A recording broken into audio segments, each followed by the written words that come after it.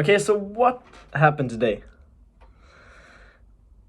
Two teams in the top of the league fighting for the league title managed to mess it up in the first couple of minutes of each game.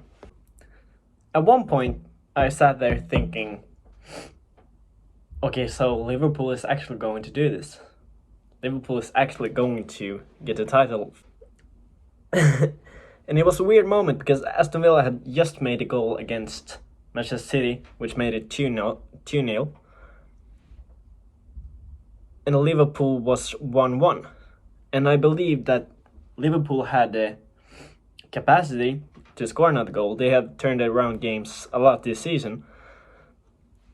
And I didn't really feel the same way for Manchester City. And if we look at the goals, two of the goals was scored by Gundogan, who hasn't even played in a lot of games this season. And one of the goals was by Rodri. And it made me thinking about Haaland may be a really good transfer because the strikers didn't show up. They didn't show up at all. Mahrez, Gabriel Jesus, and Sterling, they were almost invincible during the game. Yeah, Sterling made an assist for one of the goals, but still, they couldn't quite get the finishes off. So to get a player like Haaland now, I think that brings in the player that can produce the goals during the matches where there is a lot of pressure. And it made me even more excited for what's to come next season with Manchester City, because they have probably the best trainer in the world, and that's Pep Guardiola. Sure, I like Jurgen Klopp a lot. I like him more personally, but I don't believe he's the best in the world, and I think that of Pep Guardiola.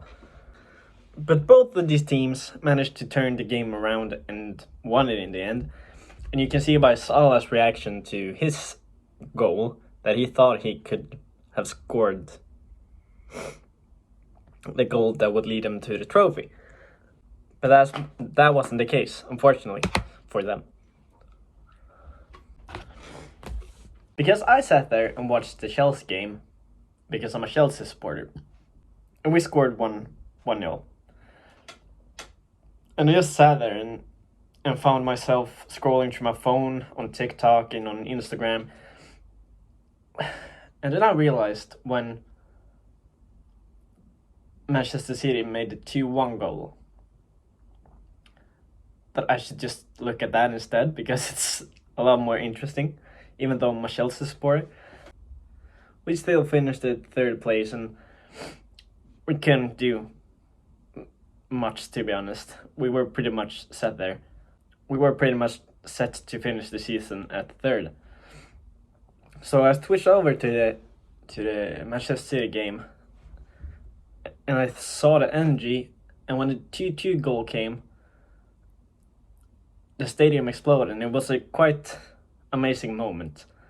And when Gundogan scored the 3-2 goal, it was almost like that feeling when Aguero scored that unbelievable goal that led him to win the Premier League once before. My friend PWG actually was at the arena, and he posted a story and said that Gundogan did an Aguero. And yeah, it was almost like that. It was a moment that will be remembered for sure. So I'm glad that I switched over. But it's just weird that they came to the situation where they had to put in all the effort they had to win the game against a team like Aston Villa, when they should be clear winners of the Premier League. I believe there was a point midway through the season where they were like 11 points ahead of Liverpool. And one of the football experts at Viaplay, that streams the games in Sweden, said that it would take much for Manchester City to screw it up and come second or third. And it's unbelievable that we we came so close that it was up to the last game to decide whether Manchester City would win the league or not. Now, what does this mean for Liverpool? They are against Real Madrid in Champions League final. I believe it could affect them both in a negative way and a positive way. But I will get into that in another video that will post probably sometime around the Champions League final next week. And I just believe it's weird that Aston Villa, who didn't have much to play for at all, could cause so much trouble for Manchester City. The same goes for Wolverhampton, who didn't have that much to play for neither. To see these teams actually give up a fair game to Manchester City and Liverpool is quite amazing. But I guess it deals with a lot of pressure as well from the sides of Liverpool and Manchester City, because there's a lot of pressure in having that game that could decide if you win the season, win the title or not. And I believe that's where Haaland comes in and thrives in those moments, because I didn't see the players or the strikers and the attacking part of Manchester City thriving in the pressure, but I could see that Mane and Mohamed Salah was guys to step up in the Liverpool game when the pressure was rising. So that's why I think that Haaland would make this side even better.